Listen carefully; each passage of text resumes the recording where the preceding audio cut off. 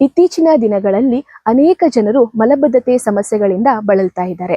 ಹಾಗಿದ್ರೆ ಮಲಬದ್ಧತೆಯ ಬಗ್ಗೆ ಒಂದಿಷ್ಟು ಅಂಶಗಳನ್ನ ಈ ವಿಡಿಯೋದಲ್ಲಿ ತಿಳಿದುಕೊಳ್ತಾ ಹೋಗೋಣ. ನಾನು ನಿಮ್ಮ ಆಯುರ್ವೇದ ವೈದ್ಯೆ ಡಾಕ್ಟರ್ ಪೂಜಾ.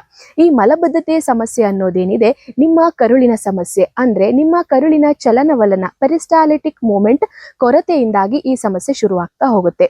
ಹಾಗಿದ್ರೆ ಯಾಕೆ ಈ ಸಮಸ್ಯೆ ಶುರು ಆಗ್ತಿದೆ ಅಂದ್ರೆ, ನೀವು ತೆಗೆದುಕೊಳ್ಳುವ ಆಹಾರದಲ್ಲಿ ಫೈಬರ್ ಅಂಶ ಕಡಿಮೆ ಇದ್ದು, ಹಾಗೇನೆ ನೀವು ಅತಿ ಡ್ರೈ ಆಹಾರಗಳನ್ನ, ಲಘು ಆಹಾರಗಳನ್ನ ಸೇವನೆ ಮಾಡ್ತಿದ್ರಿ ಅಂದ್ರೆ ಈ ಸಮಸ್ಯೆ ಶುರುವಾಗ್ತಾ ಹೋಗುತ್ತೆ.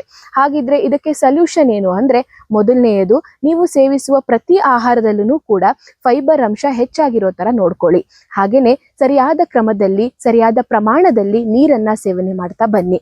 ಹಾಗೇನೆ ಕನಿಷ್ಠ 6ರಿಂದ 7 ಗಂಟೆಗಳ ಕಾಲ ಒಳ್ಳೆಯ ನಿದ್ರೆಯೂ ಕೂಡ ಇದಕ್ಕೆ ಅವಶ್ಯಕತೆ ಇದೆ. ಹಾಗೇನೆ ನೀವು ಪ್ರತಿದಿನ 30ರಿಂದ 40 ನಿಮಿಷಗಳ ಕಾಲ ವ್ಯಾಯಾಮ ಮಾಡೋದನ್ನ ರೂಢಿಯಲ್ಲಿ ಇಟ್ಕೊಳ್ಳಿ. ಇದಿಷ್ಟು ಮಾಡಿದ್ರೆ ನಿಮ್ಮ ಮಲಬದ್ಧತೆಯ ಸಮಸ್ಯೆ ಆದಷ್ಟು ಕಡಿಮೆ ಆಗ್ತಾ ಹೋಗುತ್ತೆ. ಹಾಗೇನೆ ದೀರ್ಘಕಾಲದವರೆಗೆ ಔಷಧಿಗಳಿಂದ ಏನಾದರೂ ಮಲಬದ್ಧತೆಯ ಸಮಸ್ಯೆಗಳಿಗೆ ತಗೊಳ್ತಾ ಇದ್ರಿ ನೀವು ಅಂದ್ರೆ ಅದು ಅಷ್ಟೊಂದು ಸೂಕ್ತ ಅಲ್ಲ. ನಿಮ್ಮ ಮಲಬದ್ಧತೆಯ ಸಮಸ್ಯೆಗೆ ನೀವು ಮನೆಯಲ್ಲಿನೇ ನಿಮ್ಮ ಆಹಾರ ಪದ್ಧತಿ, ನಿಮ್ಮ ಜೀವನ ಶೈಲಿಯನ್ನ ಸರಿ ಮಾಡಿಕೊಂಡು ಈ ಸಮಸ್ಯೆಯಿಂದ ಆಚೆ ಬನ್ನಿ. Thank you.